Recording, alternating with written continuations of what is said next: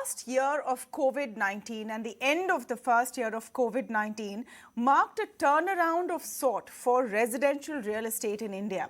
This was largely led by the fact that more people were working from home and felt the need for larger homes. We saw that in a higher uptick of purchases, new projects also announced, as well as new home loans being taken.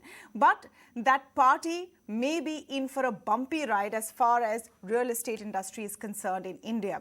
And the villain of the piece are increasing input costs. So the cost of inputs of creating or building any kind of a development have just skyrocketed over the last 6 months to a year.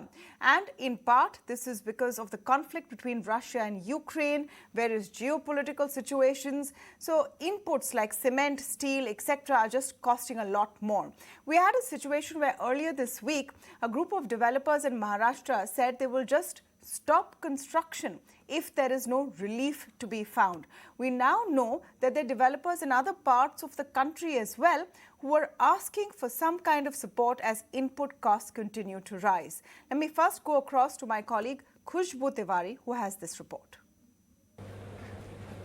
The real estate developers in Maharashtra and NCR chapter of the CREDAI, the body of real estate developers, have said that they are going to halt construction due to the rise in input costs and the construction costs. They say that the steel prices have nearly jumped up over 100%. The same goes for cement, which has surged up 33%, and for the stones and the electric wiring also. Many of the developers want some relaxation on the deadline that they have promised for the home buyers. They say that they won't be able to purchase at this cost what the construction prices are. They want to halt the construction buying, the construction material buying also. Apart from this, many other developers want some permission to allow the rise in, to increase the prices of already sold inventory, which will be a hit on the home buyers. The developers have to say that they have seen nearly 30 to 40% rise in input costs, and which has hit severely on their margins, and it will not be viable for them to carry out construction at these costs. They say that many of the steel suppliers have cancelled their contracts, saying that it's force majeure or the war in the crisis situation in the Ukraine and Russia, and they say that the rise in costs is one of the major hits, and they won't be able to continue with the construction at these costs. So Boman Rustom Irani, Chairman and Managing Director of Rustomjee Group, is joining me on the show this evening. I'm also speaking with Navin M. Raheja, Managing Director of Raheja Developers. Welcome to both of you, and thank you so much for speaking with us. So, Boman, I understand that input costs have gone up considerably, but what really are developers now proposing? All this force majeure, because commodity prices are volatile. They too keep moving. Hi, Tamanna. Yes, you can call this a force majeure. At least those in the steel industry have sent out mails to our fellow developers stating that they're calling for force majeure and they're going to increase rates and, even in some cases renegade on earlier contracts where they were supposed to supply steel for the entire year, etc. And they've called it a force majeure. I think as far as the developers are concerned, they've been holding on to the prices. I speak for the developers in Mumbai and MMR. They've been holding on to the prices in spite of the price increase, hoping that this was a temporary blip. And nobody can forecast how long this will go on. But it's a hope that maybe if the war comes to an end early and prices rationalize fast in terms of the input costs, then the developers will restart the construction. I don't think we are left with any choice but to either pass on the increased cost to the buyers. And, over here, I'd like to quote, even the auto industry has gone out there and has raised prices. We saw Maruti has also announced a price rise. A couple of other vehicle manufacturers have announced a price rise.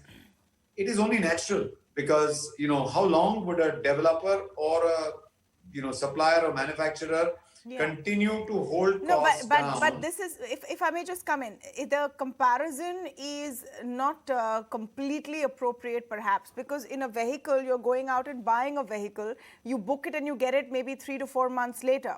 But in an under construction property, you are booking it and you might get delivery up to 4 to 5 years later, 3 to 5 years later. Are you saying that the cost at which these residences or these properties have been booked will now go up midway because of this hike in prices that follow No, on to Boman? No, I did not say that, Tamanna. But let me take your example: 3 to 4 months or 3 to 4 years.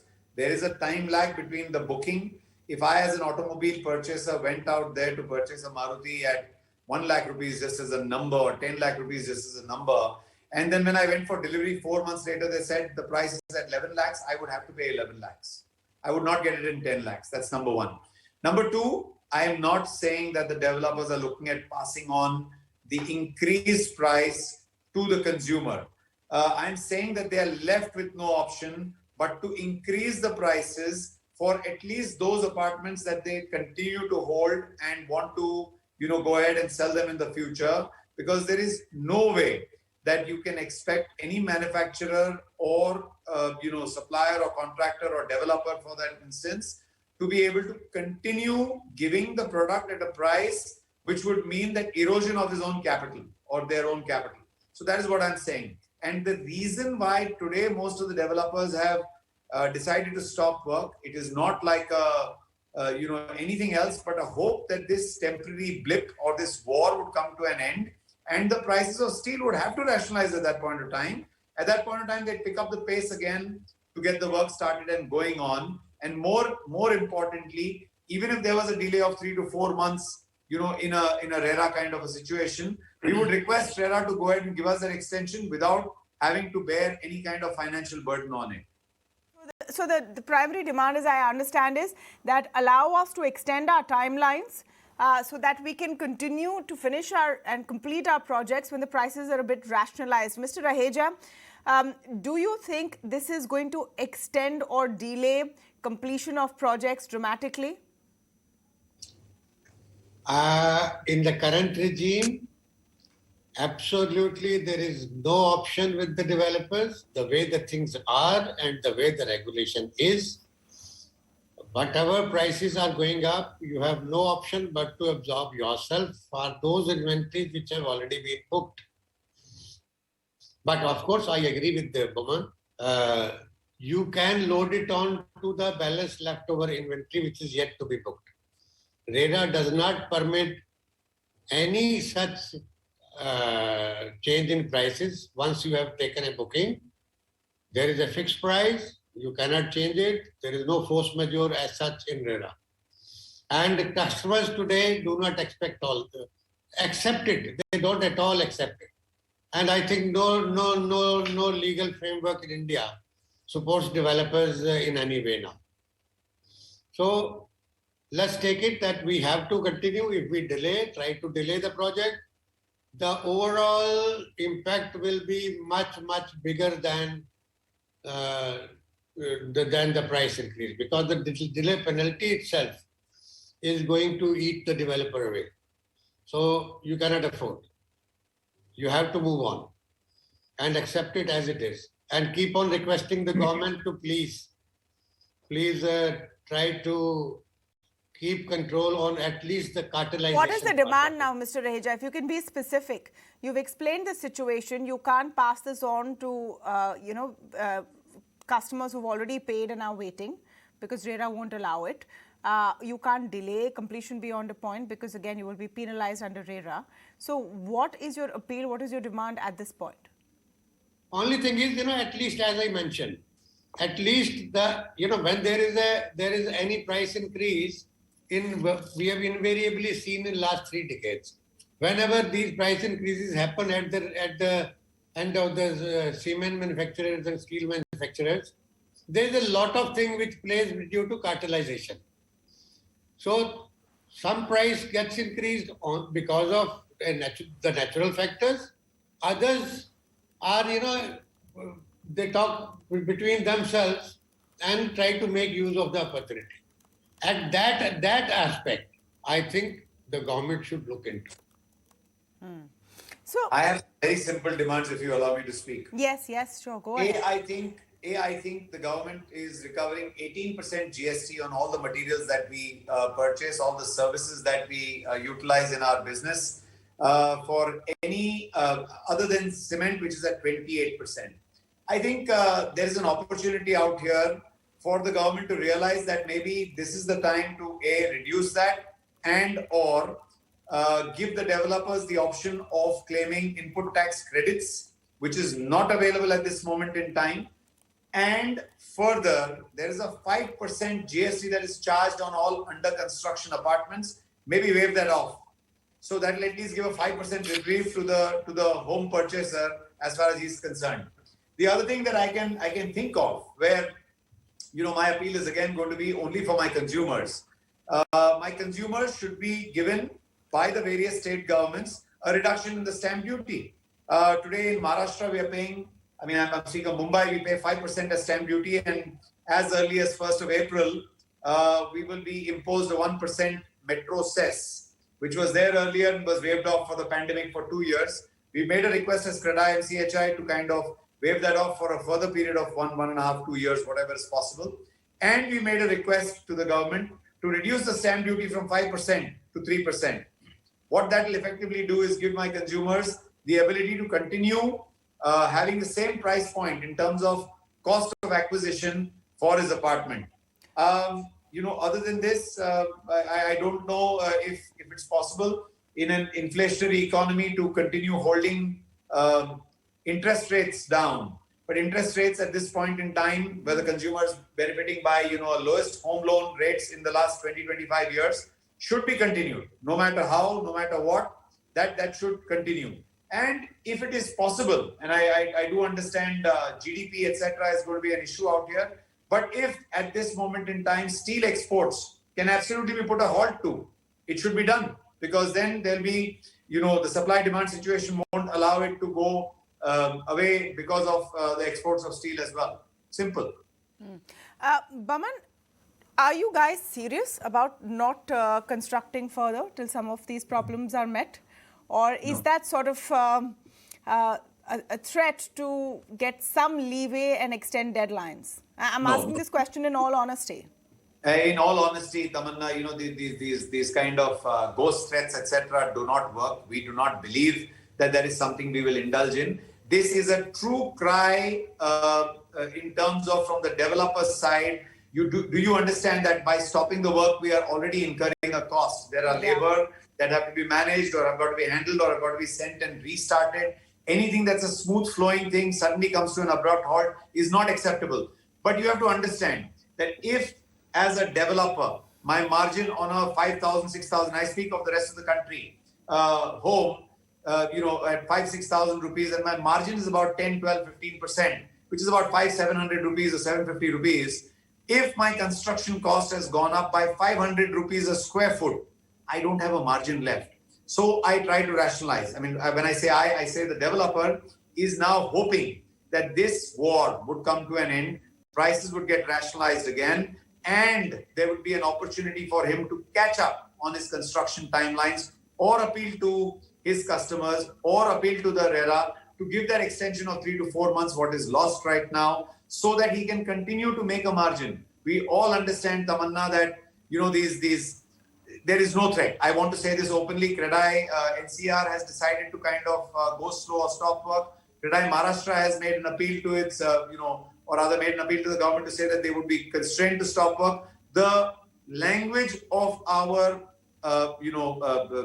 information is more as an appeal. It is not a threat. Okay, let me understand outcome for end buyer. Mr. Raheja, let me come to you on this. By what extent do you think prices are going to now increase because of high input costs? Because we're seeing that increase in all segments. We spoke about automobiles.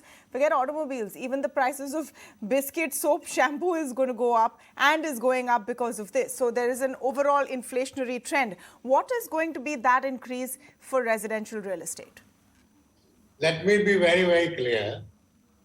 Real estate, it is no more a developers or builders market. It's a buyer's market now.